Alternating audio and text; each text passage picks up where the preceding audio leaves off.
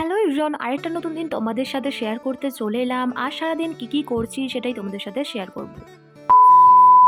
সকালবেলায় ঘুম থেকে উঠে একটু শুধু ফ্রেশ হয়ে আর চাটা খেয়েই বসে পড়েছি আনাজ কাটতে। সুরজ কাজে যাবে, সেই জন্যই সকালবেলায় রান্নাটা চাপিয়ে দেবো। সুরজ যদি বাড়ি থেকে ভাত না খেয়ে যায় সারা দিনটা না খেয়ে থাকবে, সেই জন্যই সকালবেলায় রান্নাটা চাপিয়ে দিই। আর ঘর থেকে যদি ভাতটা খেয়ে চলে যায়, বাইরে যাই ও একটু সামান্য কিছু খেয়ে নিলেই ওর চলে যায়। যেহেতু ঘুম থেকে একটু দেরি করে ওঠে, সেই জন্যই আজ ভাবলাম আজও হয়তো একটু লেট করেই উঠবে, কিন্তু আজ আবার একটু তাড়াতাড়ি উঠে পড়ে। আমি ভাবলাম একটু আস্তে আস্তে রান্নাটা কমপ্লিট করে ফেলবো ও ওঠার আগে, কিন্তু সেটা আর হলো না। ও যেহেতু উঠে পড়েছে, এবার স্নান করে তাড়াতাড়ি বেরিয়ে যাবে। তাড়াতাড়ি যদি রান্না করে না দেওয়া হয়, না খেয়েই চলে যায়। আজকে একটু তাড়াতাড়ি সবকিছু করার চেষ্টা করছি। আগের দিনে কিছু সবজির বাজার করে এনেছিল, তার মধ্যে একটা ব্রোকলিও ছিল, তো আজ ভাবলাম ব্রোকলিটাই তরকারি করে দিই। আর আমি বললাম যে আজ আমরা টিফিনে পাস্তা খাবো, তো ওটা শুনে ও তো বললো যে তাহলে আমাকেও একটু পাস্তা দিয়ে দিও, আমি তাহলে বেলার দিকে খেয়ে নেবো। পাস্তাগুলো আমি গরম জলে একটু নুন দিয়ে ফুটিয়ে নিয়েছি, তারপর ঢেলে রেখে দিয়েছি। ওগুলো এখন একটু নরম হয়ে যাক, ততক্ষণে আমি এখানে ব্রোকলিগুলো ভেজে নিলাম। ব্রোকলিগুলো ভাজা হয়ে গেছে, তারপরে ওগুলো তুলে নিলাম। আর তারপরে কড়াতে সামান্য একটু তেল দিয়ে লম্বা লম্বা করে কেটে রাখা আলুগুলো দিয়ে দিলাম। আর আলুর সাথে কিছু গাজরও কেটেছিলাম, তো সেগুলোও দিয়ে দিলাম। তো সব কিছু এবার একসাথে একটু হালকা করে ভেজে নেব। রান্নাটা যেহেতু তাড়াতাড়ি কমপ্লিট করতে হবে, তাই বেশিক্ষণ ধরে ভাজলেও চলবে না। তো মোটামুটি একটু ভাজা হয়ে গেছে, তারপরে আলু আর গাজরটা তুলে নিলাম। তারপর কড়াতে সামান্য পরিমাণ তেল দিয়ে তার মধ্যে কিছু কোচানো পেঁয়াজ, দুটো চেরা কাঁচা লঙ্কা, কিছু পেঁয়াজ কলি, তো সব কিছু দিয়ে 2 থেকে 3 মিনিট এটা একটু ভেজে নিতে হবে, যতক্ষণ না পেঁয়াজটা একটু ব্রাউন কালার চলে আসে। তো মোটামুটি একটু ভাজা ভাজা হয়ে আসবে, এই অবস্থায় এর মধ্যে দিয়ে দেবো বাটা মশলা। যেমন এখানে আমি দেবো আদা জিরের বাটা আর কিছুটা রসুন বাটা। তো এইগুলো দিয়ে আবার একবার ভালো করে একটু কষিয়ে নেব।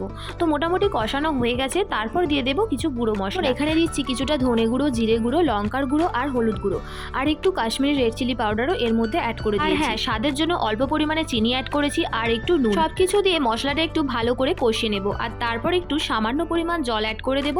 তারপর হালকা একটু ফুটে এলে এর মধ্যে ভেজে রাখা আলু আর গাজরটা দিয়ে ভেজে রাখা ব্রোকলিটাও দিয়ে দেবো, আর তার সাথে কিছু কাঁচা মটরশুঁটিও এর মধ্যে দিয়ে দিয়েছি, যাতে স্বাদটা একটু আরো ভালো আসে। তারপর সামান্য পরিমাণ জল অ্যাড করে চাপা দিয়ে 10 মিনিটের মতো কুক হতে দেবো। এইদিকে তরকারিটা হোক, ততক্ষণ ওদিকে আমি পাস্তাটা রেডি করে নিই। তো পাস্তার জন্য কড়াতে সামান্য পরিমাণ তেল দিয়ে তার মধ্যে দিয়ে দেবো কুচিয়ে রাখা গাজর, বিনস, ক্যাপসিকাম, মটরশুঁটি। এর মধ্যে সামান্য পরিমাণ লবণ অ্যাড করে এটা একটু ভাজা ভাজা করে নিয়েছি।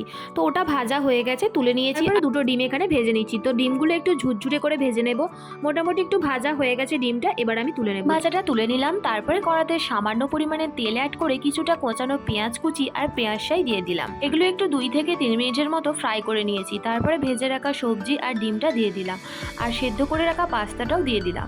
তো সবকিছু একসাথে এবার একটু মিক্সড করে নেব। কুক করা হয়ে গেছে, তারপরে একটা থালায় ঢেলে নিলাম, আর সুরজের জন্য টিফিন বক্সে কিছুটা পাস্তা পুড়ে দিলাম। ভাতটা খেয়ে সুরজ কাজের জন্য বেরিয়ে গেল, আর তারপরে আমি কিছুটা পাস্তা খেয়ে বসাতে গেলাম। আগের দিনে যে গাছগুলো আনা হয়েছিল তার মধ্যে কিছু গাছ বসানো হয়েছিল, কিছু গাছ এখনো বসানো হয়নি। আটার যে বড় বড় পেপারগুলো হয়, সেই রকম একটা পেপারে একটা ফুল গাছ লাগিয়েছি, আর দুটো ভাঙা বালতিতে দুটো বেগুন গাছ লাগিয়েছি। তারপরে সব গাছগুলো ছাদে নিয়ে চলে এলাম, তারপরে এখন একটু জল দিয়ে দিই। সকাল থেকে যেহেতু রান্না বান্না করছিলাম, সেই জন্যই একবারও ছাদে আসার টাইম হয়। কোনো গাছেই সকাল থেকে জল দেওয়া হয়নি, তাই ভাবলাম এখন সব গাছগুলোতেই একটু একটু করে জল দিয়ে দিই। এখানে আমার ক্যামেরাম্যান কে বলো তো, পঙ্কুলি, ও চলে এসেছে আমার কাছে আমি ছাদে কি করছি দেখার জন্য। সব গাছগুলো জল টল দিয়ে নিচে নামার সময় সিঁড়ি দিয়ে উঠেছিলাম যখন, তখন সিঁড়িতে মাটি পড়েছিল, সেই জন্যই সিঁড়িগুলোতে একটু ঝাড়ু লাগিয়ে দিলাম। আর তারপর পঙ্কুলির জন্য একটু পাস্তা রেখেছিলাম, সেটাই ও এখন খেতে বসেছে। সুরজকে বলেছিলাম কিছু বিট আনার জন্য, এই শীতকালে যেহেতু বিটটা বেশি পাওয়া যায়, জন্যই ভাবলাম যে বিট আর গাজরের জুস করে খাবো। এখানে আমি দুটো বিট কেটে নিয়েছি খাওয়ার জন্য। তারপর বিটগুলো খেয়ে এই যে জিভগুলোর হাল এইরকম হয়েছিল। আমি যেহেতু অনেকগুলো বিট খেয়েছিলাম, সেই জন্যই আমার জিভটা একটু বেশি লাল হয়েছিল। আর পঙ্কুলিকে বলছিলাম বিট দিয়ে এইভাবে ঠোঁটকে পিঙ্ক করা যায়, সেই জন্যই ও বিট দিয়ে এখন ঠোঁটকে পিঙ্ক করছে, বিটটাকে ঘষে ঘষে। দুটো বিট কেটেছিলাম ঠিকই, কিন্তু আমি তো বেশি খেতেই পারিনি, আর পঙ্কুলি তো একটাও খায়নি। যেহেতু রান্না বান্না সকাল সকাল হয়ে গেছে, তাই ভাবলাম একটু হেয়ার কেয়ার করা যাক। আর শীতকালে হেয়ারের সবচেয়ে বড় একটা প্রবলেম হলো ড্যান্ড্রফ, আর এই ড্যান্ড্রফের জন্য আমাদের হেয়ার ফলটা অনেকটা পরিমাণ বেড়ে যায়। তো ড্যান্ড্রফের সমস্যার জন্য আমি এখানে একটা প্যাক বানাবো, আর প্যাকের জন্য এখানে আমি নিয়েছি অ্যালোভেরা। বারান্দায় যে অ্যালোভেরা গাছগুলো বসেছিলাম, সেখান থেকে একটা অ্যালোভেরার পাতা কেটে ছেঁকে নিয়েছি। অ্যালোভেরা হচ্ছে আমাদের চুলের সব রকম সমস্যায় অল ইন ওয়ান কাজ করে। অ্যালোভেরার মধ্যে কিছু প্রকারের মিনারেলস আর ভাইটামিনস পাওয়া যায়, যেগুলো আমাদের হেয়ার স্কিনের জন্য ভীষণ পরিমাণে উপকারী। অ্যালোভেরা যেমন আমাদের স্কিনকে হাইড্রেট করে, সেরকমই আমাদের চুলের ফলিকলকে মজবুত করতে সাহায্য করে। চুল পড়া রোধ করতে যেমন সাহায্য করে, সেরকমই চুলকে ঘন ও মজবুত করতেও সাহায্য করে অ্যালোভেরা। এখানে আমি একটা পাতা থেকে জেল বের করে নিয়েছি, সেটাই আমার চুলের জন্য এনাফ হবে। আর এর মধ্যে আমি অ্যাড করে দিচ্ছি হাফ করে কেটে রাখা পাতিলেবুর রস। আর এর মধ্যে আমি অ্যাড করে দেব নারকেল তেল।